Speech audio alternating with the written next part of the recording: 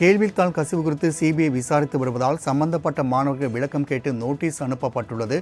Notice அனுப்பப்பட்ட 17 மாணவர்களின் தேர்வு முடிவு நிறுத்தி வைக்கப்பட்டுள்ளதாக தேசிய தேர்வு முகமை நேற்று உச்சநீதிமன்றத்தில் பதில் மனு தாக்கல் செய்திருந்தது.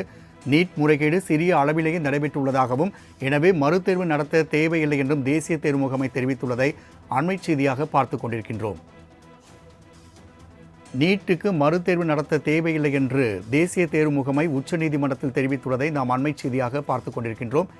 ஏற்கனவே இந்த வழக்கு தொடர்பாக வழக்கு தாக்கல் செய்த மனுதாரர்கள் அனைவருக்கும் தண்டனையோடு இந்த வழக்கினை ரத்து செய்ய வேண்டும் என்றும் தேசிய தேர்வு முகமை பிரமாண பத்திரம் தாக்கல் செய்திருந்தது. இந்நிலையில் நீட் முறைகேடு சிறிய அளவிலேயே நடைபெற்றுள்ளதாகவும், எனவே மறுதேர்வு நடத்த தேவையில்லை என்றும் தேசிய தேர்வு முகமை தெரிவித்துள்ளதை அண்மை செய்தியாக பார்த்து கொண்டிருக்கின்றோம்.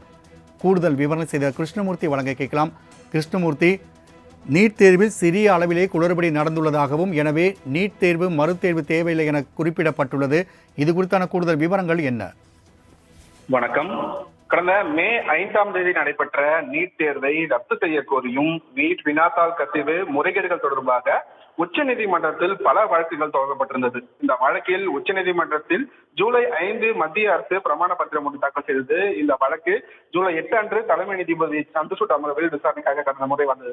அப்போது உச்சநீதிமன்ற தலைமை நீதிபதி கருணை மதிப்பெண்களை பெற்ற 1563 மாணவர்களில் எத்தனை பேர் தவறாக வினாத்தாள் கொடுக்கப்பட்டு தேர்வு மையங்களில் தேர்வு எழுதியவர்கள் என கேள்வி எழுப்பியிருந்தார். இதற்கு நீட் ரத்து கோரிய மனுதாரர் தரப்பில் நியாயமற்ற முறையில் தேர்வு எழுதிய ஒரு நபரை கூட மேற்படி தேர்வு எழுத அனுமதிக்க கூடாது என்று வாதங்கள் வைக்கப்பட்டுள்ளது.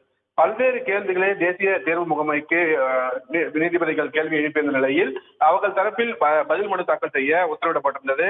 இந்த நிலையில்தான் தற்போது நீட் கேள்வித்தாள் கசிந்த பீகார் மாநிலத்தில் சுமார் 17 மாணவர்களின் தேர்வு முடிவுகள் மட்டுமே நிறுத்தி வைத்திருப்பதாக தேசிய தேர்வு முகமை உச்சநீதிமன்றத்தில் பதிலளித்துள்ளது. பீகார் கேள்வித்தாள் கசிவு குறித்து சிபிஐ விசாரித்து வருவதாகவும், இதில் சம்பந்தப்பட்ட மாணவர்களுக்கு விளக்கம் கேட்டு நோட்டீஸ் அனுப்பப்பட்டுள்ளதாகவும், நோட்டீஸ் அனுப்பப்பட்ட 17 மாணவர்களின் தேர்வு முடிவுகள் நிறுத்தி வைக்கப்பட்டுள்ளதாக தேசிய தேர்வு முகமை நேற்று உச்சநீதிமன்றத்தில் அளித்த பதில் மனுவில் தெரிவிக்கப்பட்டுள்ளது.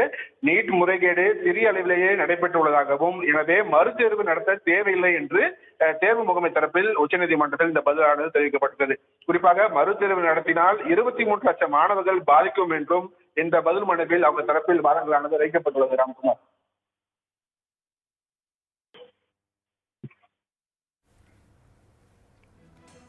நீட் முறைகேடு சிறிய அளவிலேயே நடைபெற்றுள்ளது, எனவே மறுதேர்வு நடத்த தேவையில்லை என்று தேசிய தேர்வு முகமை உச்சநீதிமன்றத்தில் தெரிவித்துள்ளது.